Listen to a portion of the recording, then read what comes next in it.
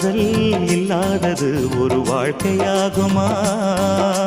கண்கள் இல்லாமலே ஒரு காட்சி தோன்றுமா? பெண்ணை தொடாதது ஒரு பெருமையாகுமா?